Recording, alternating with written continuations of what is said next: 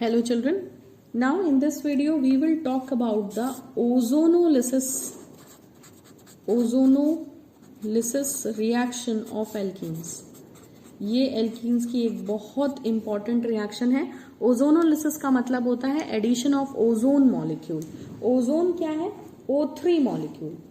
When O3 gets added to alkenes, they form ozonides.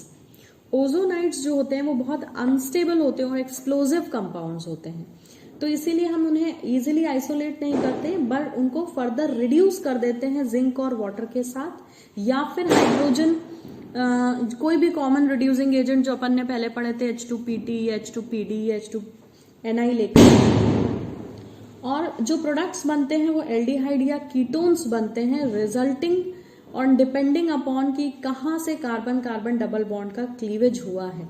और इस process को reductive ozonolysis भी कहा जाता है, क्योंकि ओजोनोलिसिस के साथ साथ यहाँ रिडक्शन भी हुआ है. ठीक है, मैं अभी इसे और क्लियर कर दूंगी. देखिए, सबसे पहले हम एक ओजोन मॉलिक्यूल ले लेते हैं, सबसे पहले हम एक एल्कीन मॉलिक्यूल ले लेते हैं, क्योंकि एल्कीन का ओजोनोलिसिस कराया है. सो हमने एक प्रोपीन का मॉलिक्यूल लिया और इसकी रिएक्शन करा दी है ओजोन के एक मॉलिक्यूल से. ओजोन क्या है? O3 molecule. सो O3 से जब आप रिएक्शन कराएंगे तो ये बहुत इजी है लिखना. आप देखिए O3 है ना, आपको कुछ नहीं करना है. आपको क्या करना है, ये CH3 लिखा. ठीक है, जहां डबल बॉन्ड है उन दोनों कार्बन के बीच का बॉन्ड खत्म कर दें. ठीक है, वो टूट जाएगा. क्यों टूट जाएगा? क्योंकि जो आपने 3 ऑक्सीजन लिए हैं वो यहां पर कुछ ऐसा ब्रिजिंग स्ट्रक्चर बना लेंगे, 2 यहां और एक ऐसे. They will form a hut-like structure.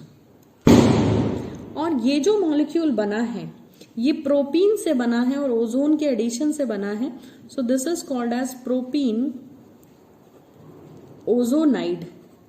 ठीक है, ओजोनोलिसिस में ये इंटरमीडिएट प्रोडक्ट बना है जिसको हम ओजोनाइड कहते हैं. सो इतनी प्रोसेस ये ओजोनोलिसिस कहलाती है. यानी ओजोनोलिसिस, लिसिस का मतलब है ब्रेक डाउन. जब आप ओजोन ऐड करेंगे तो ये टूट जाएगा. टूट गया है डबल बॉन्ड, ओजोन इस पर ऐड हो गया है. अब ओजोनाइड का क्या होगा?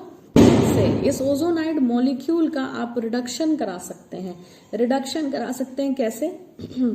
Either you take the combination of zinc and water, okay, या फिर आप कोई भी और रिड्यूसिंग एजेंट ले सकते हैं. या तो आप ले सकते हैं H2+PT, या आप ले सकते हैं H2+PD, या आप ले सकते हैं H2+Ni. कोई भी कॉमन रिड्यूसिंग एजेंट आप लेकर यहां फिर इस ओजोनाइड का रिडक्शन करा दें.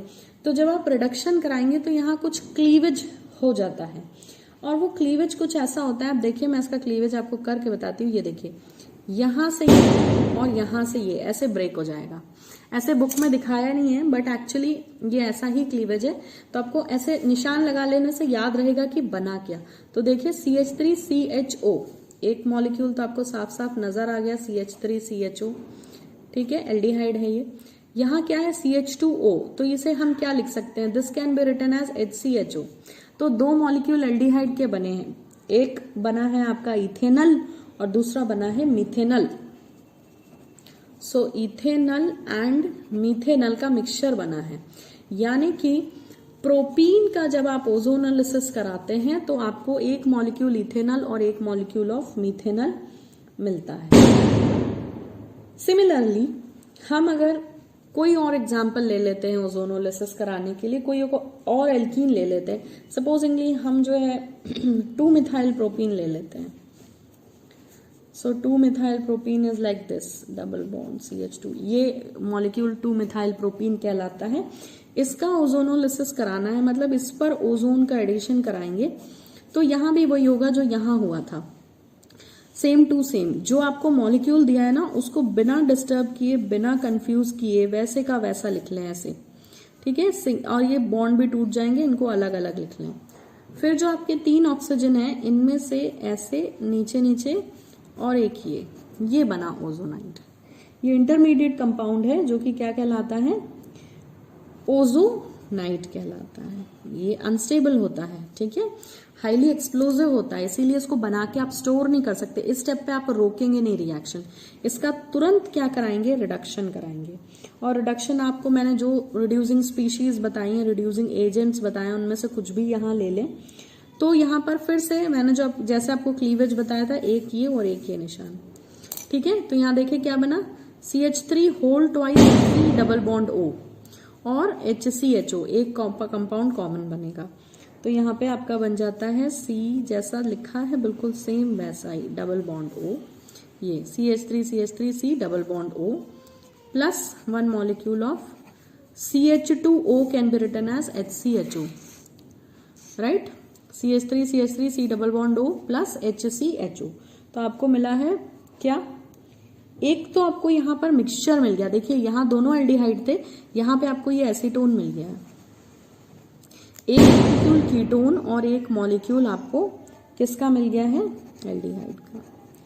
सो ओजोनोलिसिस से आप एल्कीन को एल्डिहाइड या एल्डिहाइड और कीटोन के मिक्सचर में कन्वर्ट कर सकते हैं। So this was all about ozonolysis reaction of alkene. ये बहुत इंपॉर्टेंट रिएक्शंस हैं क्योंकि ये जो है बहुत ज्यादा हाईली यूजफुल होती है रिएक्शन। क्यों, क्योंकि ये कहाँ काम कर रही है, वहां काम कर रही है जहां पे कार्बन कार्बन डबल बॉन्ड है।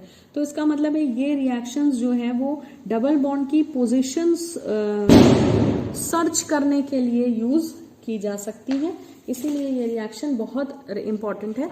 और ओजोनोलिसिस को हम रिडक्टिव ओजोनोलिसिस भी कह सकते हैं, क्योंकि क्या हुआ है कि ओजोनोलिसिस होने के बाद सेकेंड स्टेप में रिडक्शन जरूर होता है। सो यहाँ पर एक और बात ध्यान रखें कि जो एल्कीन का डबल बॉन्ड है, जो एल्कीन का डबल बॉन्ड है वो कन्वर्ट किस ग्रुप में हो रहा है, C double bond O, carbonyl group में कन्वर्ट हो रहा है। ये कार्बोनिल ग्रुप एल्डिहाइड में भी होता है और कीटोन में भी होता है। तो ओजोनोलिसिस में होता क्या है, एल्कीन का double bond carbon oxygen double bond में कन्वर्ट हो जाता है, which is called as carbonyl group, and carbonyl group may be in the aldehyde and may be in the ketone. So इसीलिए आपको एल्डिहाइड और कीटोन का mixture मिलता है, डिपेंडिंग अपॉन आपने क्या एल्कीन लिया है। कई बार आपको सिर्फ एल्डिहाइड भी मिलता है। So I hope ozonolysis is clear to you. Thank you for watching.